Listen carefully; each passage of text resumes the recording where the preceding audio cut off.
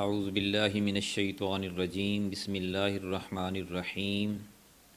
ان الذین کفروا سواء علیہم اانذرتہم ام لم تنذرہم لا یؤمنون ختم اللہ علی قلوبہم وعلی سمعہم وعلی ابصارہم غشاوۃ ولہم عذاب عظیم صدق اللہ العظیم۔ میرے انتہائی محترم دوستو، قرآن پاک کو جو ہم نے سمجھ کر پڑھنے کا سلسلہ شروع کیا ہے، اور ہم نے اپنے ممبرشپ فارم میں یہ جو ایک شرط لگائی ہے کہ ہر دوست کم از کم ایک آیت روزانہ کی سمجھ کر پڑھے۔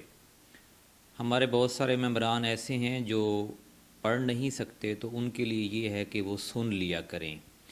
میرا روزانہ کا پروگرام جو ہفتہ وار پہلے شروع کیا تھا، اب کوشش کر رہے ہیں کہ روزانہ کی ایک دو آیات ہم تفصیل سے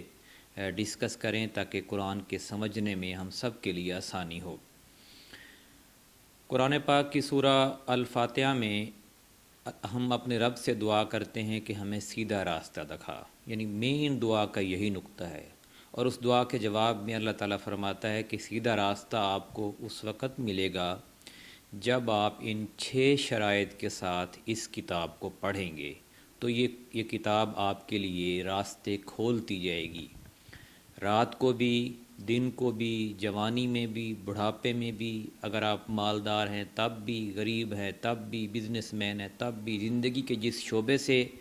جس جگہ سے، جس زبان سے، جس نسل سے تعلق رکھتے ہیں، آپ جب 6 شرطیں پوری کر لیں گے تو قرآن آپ کے لیے سینہ آپ کا کھول دے گا۔ پہلی شرط تو یہ تھی کہ آپ گناہوں سے بچیں۔ نیکی کرنا بعد میں ہے، سب سے پہلے یہ ہے کہ گناہوں سے بچیں۔ کوئی کسی بھی قسم کا آنکھ سے، کان سے، زبان سے، دماغ سے، جسم سے کوئی بھی گناہ ہم نے نہیں کرنا، پھر یہی ایک طریقہ ہے کہ ہم اس کتاب سے ہدایت یعنی صحیح راستہ حاصل کر سکتے ہیں۔ دوسری بات یہ ہے کہ اسلام اور قرآن جو چیز ہمیں بتاتا ہے، اللہ کے رسول صلی اللہ علیہ وسلم نے جو بات ہمیں فرمائی ہے، وہ ضروری نہیں کہ ہمیں ایک دم ساری سمجھ میں آ جائے۔ بعض چیزیں عمر کے لحاظ سے سمجھ آتی ہیں، بعض علم کی، اور بعض تقوی جیسے بڑھتا ہے تب سمجھ آتی ہیں۔ اس لیے جو فرمان آئے اس پہ آپ چپ کر کے ایمان لے آئیں۔ یؤمنون بالغیب، یعنی جو بھی آپ نے نہیں دیکھا، اللہ کو نہیں دیکھا، جنت دوزخ نہیں دیکھی، قیامت والے دن ابھی تک نہیں دیکھا، فرشتے نہیں دیکھے، جن نہیں دیکھے، تو جو حکم اللہ کے نبی نے فرما دیا ہے اس کے آگے سر تسلیم خم کر لینا۔ وَيُقِيمُونَ الصَّلَاةَ، اور نماز قائم کرنی ہے۔ وَيُؤْتُونَ الزَّكَاةَ وَمِمَّا رَزَقْنَاهُمْ يُنْفِقُونَ، اور جو رزق اللہ نے دیے ہے اس میں سے خرچ کرنا ہے۔ جو کتاب اللہ کے رسول صلی اللہ علیہ وسلم پر اتری ہے اس پر ایمان لے کے آنا ہے، اور جو یعنی قرآن پاک اور جو کتابیں پہلے اتری ہیں ان پر ایمان لے کے آنا ہے۔ اور چھٹی شرط یہ ہے کہ آخرت پر مکمل یقین رکھنا ہے۔ جب یہ 6 چیزوں پر ہم عمل کر لیں گے تو پھر قرآن کو پڑھتے جائیں گے، ہمارا سینہ اور دماغ کھلتا جائے گا۔ فرمایا اولئک علی ھدی من ربہم واولئک ھم المفلحون، ایسے ہی لوگ اپنے رب کی طرف سے ہدایت پر ہیں، اور ایسے ہی لوگ فلاح پانے والے ہیں، دنیا میں بھی اور آخرت میں بھی۔ ان الذین کفروا، جو لوگ ان چیزوں کا انکار کر دیں، یعنی نہ تو وہ گناہوں سے بچتے ہیں، نہ وہ نماز قائم کرتے ہیں،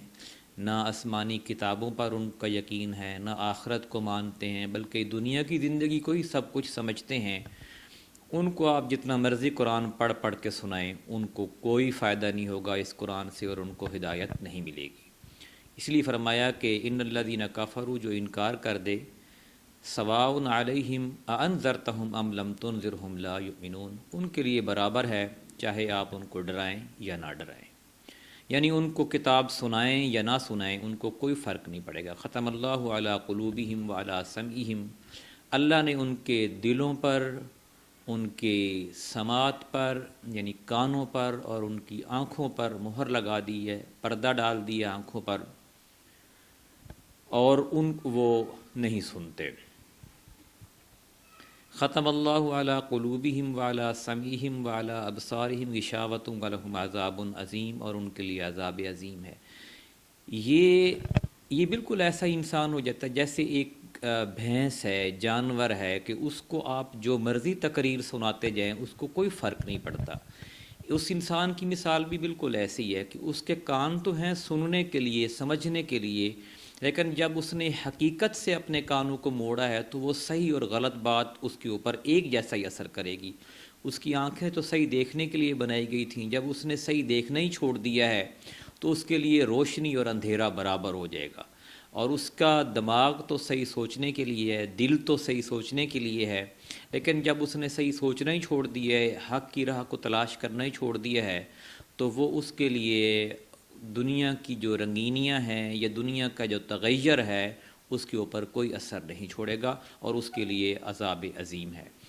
اللہ تعالیٰ سے دعا ہے کہ ہمیں قرآن پاک کو سمجھ کر عمل کرنے کی، پڑھنے کی اور عمل کرنے کی توفیق عطا فرمائے۔ بہت شکریہ۔